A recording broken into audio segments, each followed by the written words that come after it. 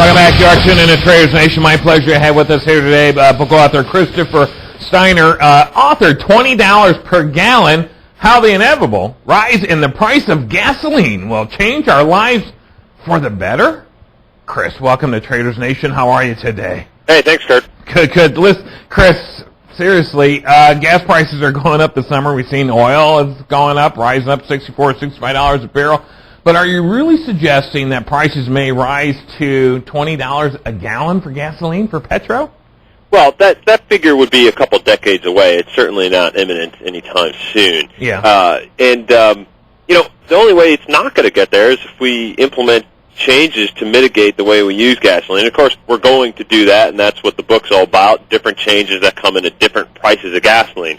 Sure. Everything has a trigger point, and I think we saw last summer that the trigger point for normal Americans buying SUVs was $4. Yeah. After that, most people didn't want those things. They wanted a Prius, but of course you couldn't find a Prius anywhere near sticker, and you couldn't sell your SUV for 20 cents on the dollar. Right. Now, how do we make that transition? Because Priuses are expensive. Not everybody is going to spend that kind of money for a Prius. Is they're going to have to bring the cost of these alternative vehicles down?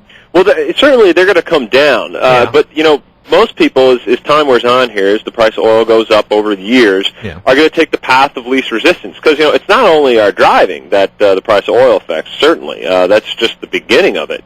And the path of least resistance for a lot of people is when they meet a transitional point in their life, maybe they're going to move out of that 3,000 square foot exurbitant home to a place that's maybe 2,000 square feet, that's a townhouse that's a lot more walkable, where their kids can walk several blocks to school, or they can walk to the store and catch a train to work. Yeah.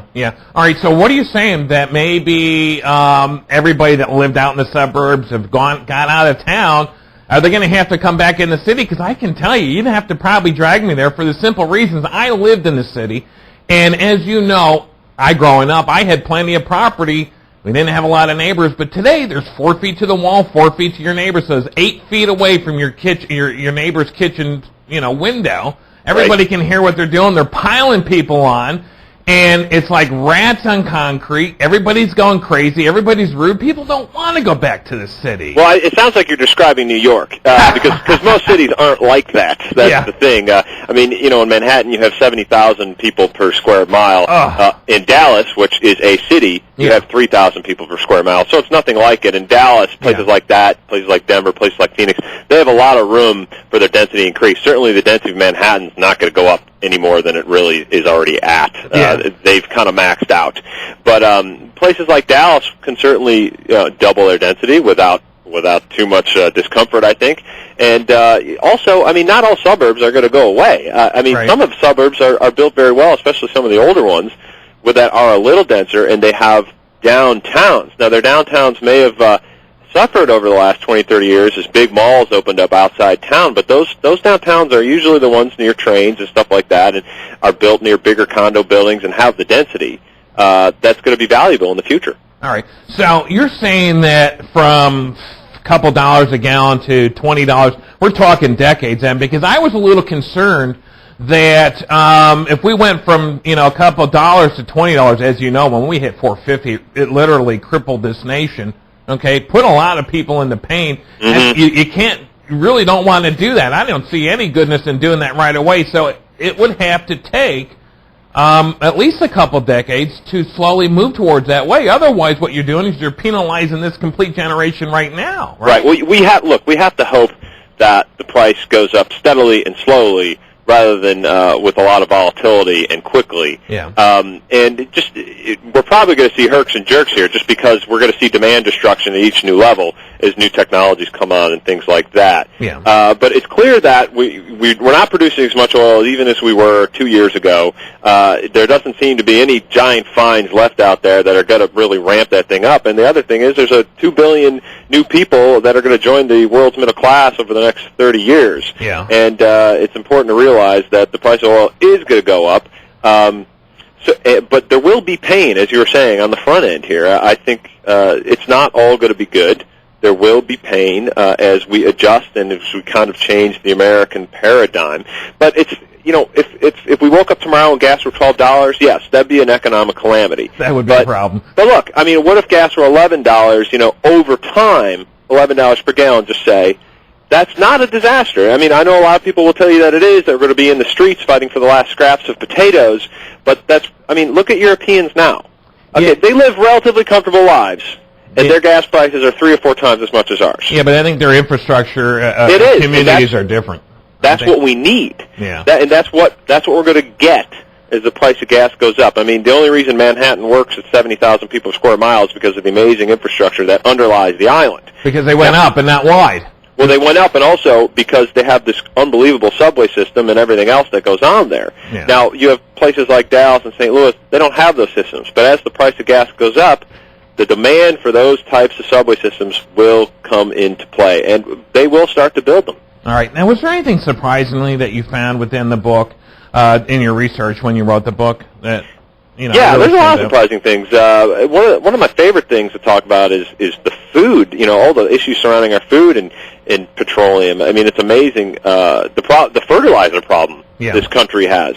We import 80% of it. I mean, people talk about our gas problem. What about our food problem? I mean, that's what we eat, and 80% of it comes from other countries. And it's we make our fertilizer out of natural gas. It comes from places like Qatar, like Venezuela, like Mexico, like Russia, where natural gas is a lot cheaper.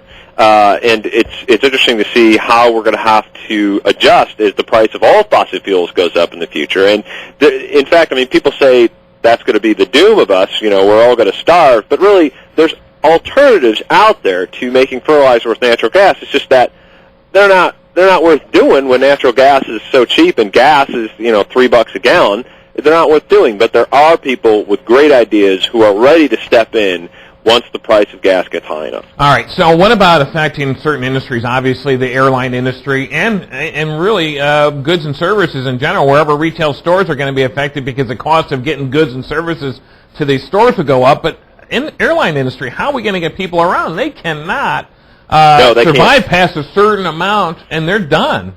Right. There's a huge impending doom for a lot of the airlines coming as soon as we get to $6 or $8 per gallon. I mean, my chapter $8 is all about the airlines. And last summer, you saw most of the American carriers were spending about 40% of operating costs on jet fuel. That's just a ridiculous amount, considering they built their networks with the assumption they'd be spending about 10% on jet fuel of their operating costs. So when we get to, say, $8 per gallon, you're talking about 60% of their operating costs on jet fuel.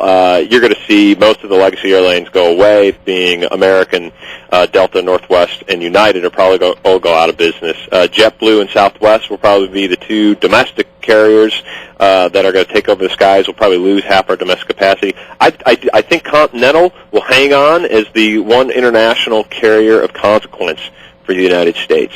Flying's going to be a lot tougher. Coast-to-coast tickets are probably close to $1,000. Yeah. It's still going to be an option, but it's not going to be, right now a lot of us jump on a plane like we're jumping into a cab. We can go coast-to-coast for $300. It's really not a big deal. It used to be more expensive. It'll be more expensive again. The good news is that as we sustain higher levels of the price of gasoline as time wears on, we are going to get high-speed trains in this country, just like they have in a lot of other developed parts of the world. And you're going to be able to get on a train in downtown Chicago and get off that train in midtown Manhattan 7 hours later. That's a beautiful thing. All right. Sorry, Chris, where can we get a copy of $20 per gallon today? Pretty much anywhere. Amazon.com, Barnes & Noble, Borders, they all got it. Yeah, all right. Head out to your favorite bookstore today and try not to use too much gas getting it. If anything, get it online.